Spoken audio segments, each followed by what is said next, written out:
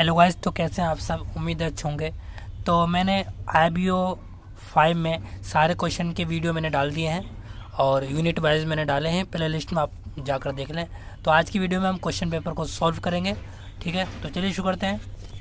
2019 का question paper लेते हैं, दिसंबर ये नहीं सॉरी 2019 का लेते हैं, जून। ठीक है, और इसके अंदर हम क्या करने वाले हैं, इसके अंदर हम करेंगे सबसे पहले तो मैं क्वेश्चन के वीडियो डालूंगा इस इम्पोर्टेंट क्वेश्चन के, यानी कि एग्ज़ाम में जो पूछे गए हैं 2019 के। ठीक है, उसके बाद जो है मैं फिर क्वेश्चन पढ़ूंगा और उनके आंसर आपको दिखलाऊंगा। आपको रीड करना है, याद करना है। तो चलिए शुरू करते हैं। वीडियो को शुरू करने से पहले अगर आप चैनल पर नए हैं तो चैनल को ज़रूर सब्सक्राइब कर लें। ये मैंने दिखा रहा हूँ, कोई 5 प्रश्न करने हैं। इसमें कुल 8 प्रश्न होते हैं, उसमें से हमें 5 अटैम्प्ट करने होते हैं। ठीक है, और 3 घंटे का पेपर होता है। तो पहला क्वेश्चन आप देख रहे हैं, उसके बाद एक के अंदर आप 2 पार्ट हैं। आप इसे रोक कर लिख सकते हैं इस क्वेश्चन को, और ये पूरा क्वेश्चन के बाद मैं फिर आंसर करवाऊंगा। ठीक है, आप वीडियो रोक कर ये क्वेश्चन पढ़ सकते हैं।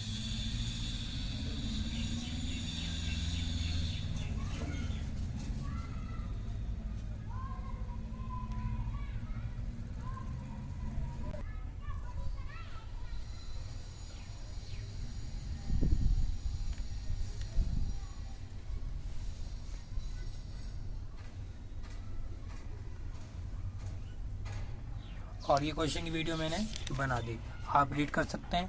और जिनको इनका आंसर देखना है तो आप वीडियो में बने रहे। ठीक है, तो पढ़ते हैं पहला क्वेश्चन। इसके अंदर 2 पार्ट है, ए और बी। तो पहला पार्ट आप देखें, विपणन लॉजिस्टिक्स संकल्पना की व्याख्या कीजिए तथा एक उचित लॉजिस्टिक्स प्रणाली द्वारा पूरे किए जाने वाले उद्देश्यों का उल्लेख कीजिए। तो हमें क्या देखना है, विपणन लॉजिस्टिक्स की अवधारणा और विपणन लॉजिस्टिक्स के उद्देश्य। तो चलिए चलते हैं इनके क्वेश्चन आंसर के ऊपर। तो कहाँ जाना है, अध्याय 1 में और पेज नंबर 1 पर। यहाँ आ गए हम अध्याय 1 में और पेज नंबर 1 पर। नीचे आप देख रहे होंगे विपणन लॉजिस्टिक्स की अवधारणा।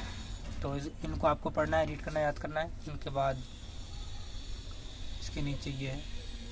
ठीक है, इनको अच्छी तरीके से देखना है, याद करना है। उसके बाद जो आ जाता है विपणन लॉजिस्टिक्स, आप वीडियो को रोक भी सकते हैं और पढ़ सकते हैं। ठीक है, ये हम देख रहे हैं पहला प्रश्न का पार्ट ए।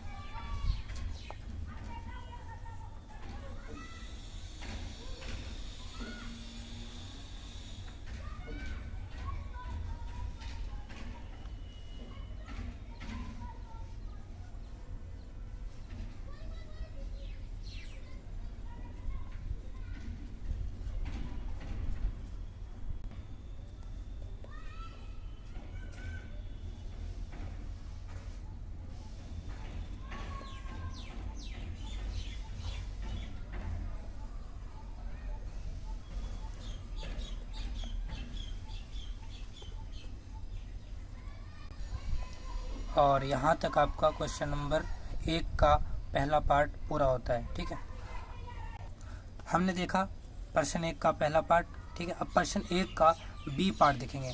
बी पार्ट में क्या पूछा गया है, उन मुख्य तत्वों को इंगित कीजिए जो भविष्य में अंतर्राष्ट्रीय क्षेत्र में महत्वपूर्ण हो सकते हैं। तो हमें कहाँ पर जाना है, चैप्टर 1 में जाना है और पेज नंबर 5 में जाना है। तो चलिए देखते हैं।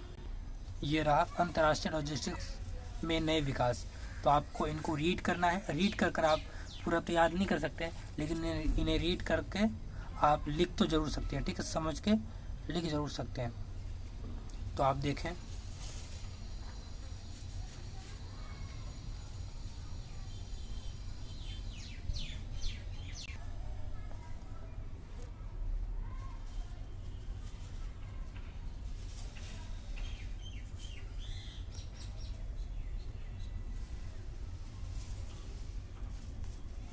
यहाँ पर आपका प्रश्न 1 का बी पार्ट पूरा होता है। ठीक है, अब प्रश्न 2 पढ़ते हैं। हमारा ए और बी हमने कंप्लीट कर लिया, आपने पढ़ लिया होगा। अब प्रश्न 2 पढ़ते हैं।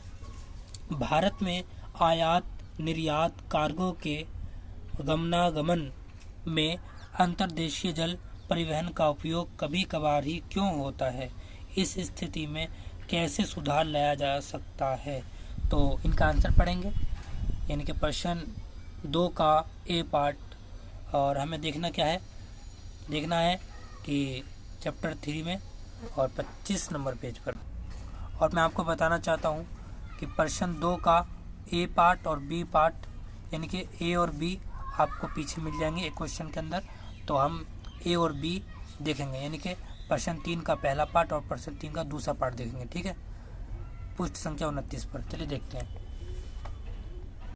ये रहा, यानी कि प्रश्न 2 का पहला पार्ट और प्रश्न 2 का दूसरा पार्ट। तो आप देखें,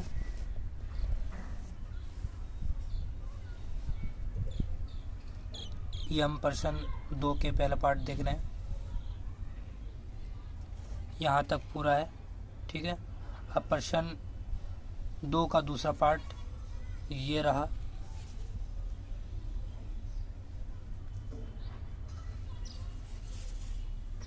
और यहाँ तक कंप्लीट है, ठीक है। हमने प्रश्न 2 के ए और बी के आंसर दिखाए। अब प्रश्न 3 को हम पढ़ते हैं और उनका आंसर देखते हैं, और आपको रीड करना है।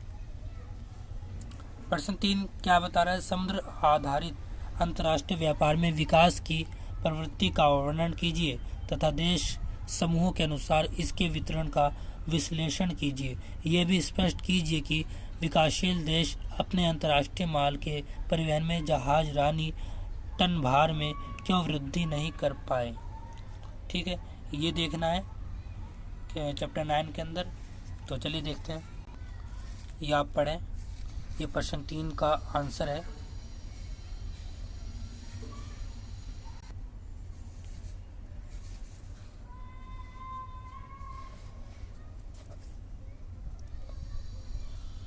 यहाँ तक प्रश्न 3 पूरा होता है, ठीक है। और प्रश्न 3 के अंदर आपका ए पार्ट भी है और बी पार्ट भी है, ठीक है। तो ए पार्ट देखते हैं, ए पार्ट में क्या बता रहा है?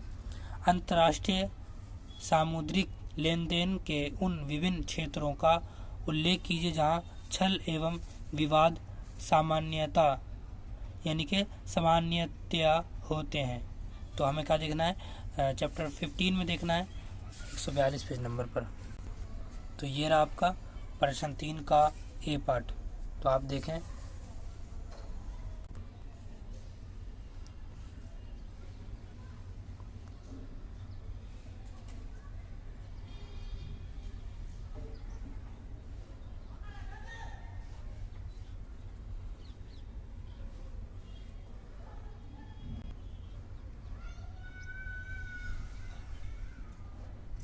ये आपका यहाँ तक पूरा होता है, ठीक है। अब प्रश्न 3 का बी पार्ट देखते हैं। उन सामान्य रोकथाम उपायों की भी व्याख्या कीजिए जो कि अंतर्राष्ट्रीय क्रेताओं विक्रेताओं द्वारा सामुद्रिक धोखाधड़ी से बचने के लिए अपनाए जाने चाहिए। तो हम देखते हैं अध्याय 15 में। तो ये वाला टॉपिक देखते हैं, इसके अंदर यही वाला है, यदि जहाज ना पहुंचे तो उठाए गए कदम।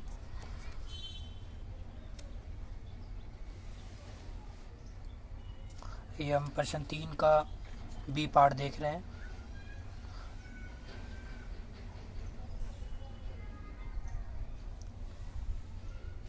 ठीक है, यहाँ तक पूरा होता है। अब प्रश्न 5 को पढ़ेंगे और इनका आंसर को पढ़ेंगे, आपको पढ़ना है, याद करना है। तो प्रश्न 5 क्या है? एक जहाज को चार्टर करने की विभिन्न विधियां क्या है? संक्षेप में उनकी व्याख्या कीजिए तथा इनमें से किसी एक विधि के अंतर्गत जहाज मालिकों एवं चार्टरकर्ताओं के उत्तरदायित्वों का वर्णन कीजिए। तो चलिए देखते हैं प्रश्न 1 को। तो ये वाला है प्रश्न 5 का आंसर।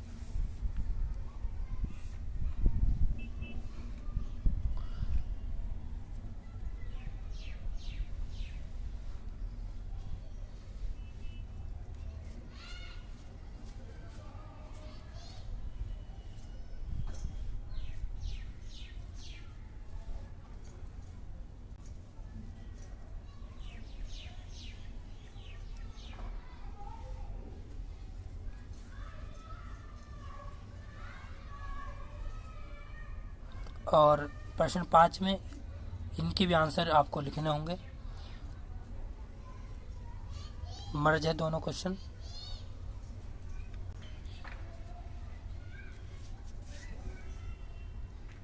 यहाँ पर आपका प्रश्न 5 पूरा होता है। प्रश्न 6 को देखते हैं। प्रश्न 6 में 2 पार्ट है, ए और बी। ठीक है। निजी प्रचालकों को अनुमति देने के फलस्वरूप एयर इंडिया पर पड़ने वाले विभिन्न प्रभावों का उल्लेख कीजिए। तो हमें देखना है इनका आंसर। इसके अंदर सबसे पहले हम समस्याओं को लिखेंगे।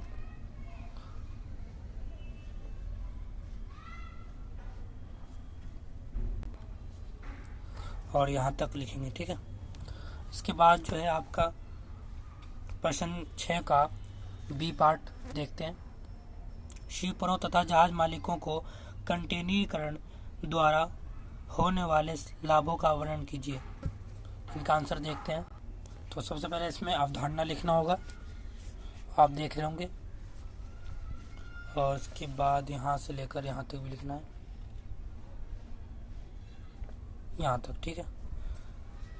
उसके बाद आपको क्या करना है, उसके बाद आपको कंटेनरीकरण के लाभ, तो लाभ को लिखना है 9, और ये आपका 10 और 11, 10 सिर्फ, यहाँ तक। ठीक है। प्रश्न 6 तक हमने देख लिया, ए और बी पार्ट। प्रश्न 7 को देखते हैं। भारतीय बंदरगाहों को जिन समस्याओं का सामना करना पड़ता है उनका वर्णन कीजिए।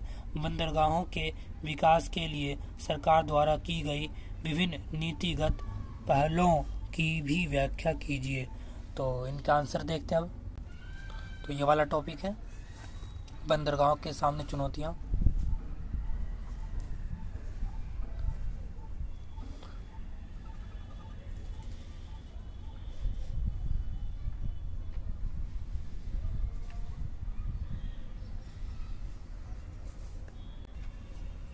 और ये वाला बंदरगाहों के विकास के लिए नीतिगत, यहाँ तक लिखेंगे। फिर इसके बाद ये लिखेंगे।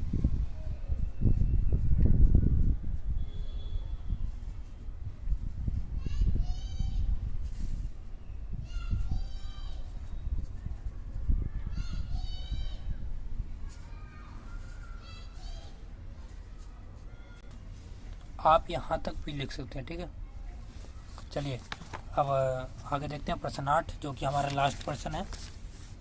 और इसके अंदर जो है हमें सिर्फ इस क्वेश्चन पेपर में सिर्फ 5 क्वेश्चन करने हैं। ठीक है। तो प्रश्न 8 पढ़ते हैं। निम्नलिखित में से किन्हीं 2 पर संक्षिप्त टिप्पणी लिखिए। तो पढ़ते हैं। सबसे पहले ए, हमें तो सबको बताना है आपको। ए क्या है? लाइनर नौ परिवहन के प्रचालन में कॉन्फ्रेंस व्यवस्था, तो इनके बारे में पढ़ते हैं।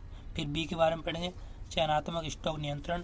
सी के बारे में पढ़ेंगे, यूएन लाइनर कोड। और डी के बारे में पढ़ेंगे, अंतर्राष्ट्रीय लॉजिस्टिक्स में कॉमर्शियल डॉक्यूमेंट। ठीक है। तो ए पढ़ते हैं। तो ये वाला है आपका, ये आप रीडिंग करें, याद करें।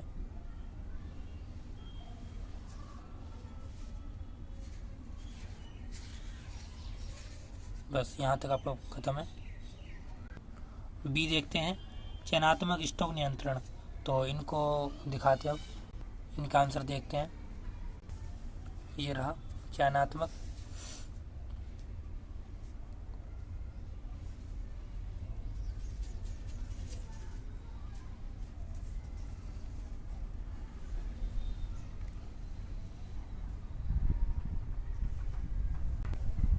यहाँ तक आपका पूरा है। अब सी का देखते हैं, यूएन लाइनर कोड। तो इनका आंसर आपको दिखाता हूँ, आप पढ़ें। ये रहा इनका आंसर।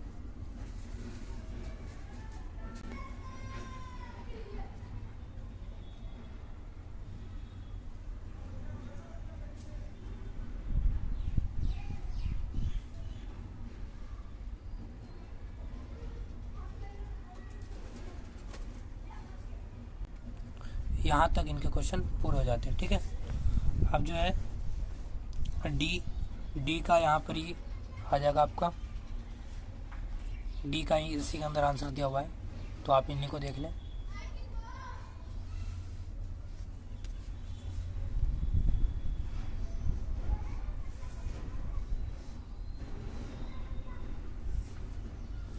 ये मैंने आपको 2019 के पेपर सोल्व करवा दिए हैं, आपने रीडिंग कर लिए होंगे। और अगली बार दिसंबर 2018 के पेपर सोल्व करेंगे, ठीक है।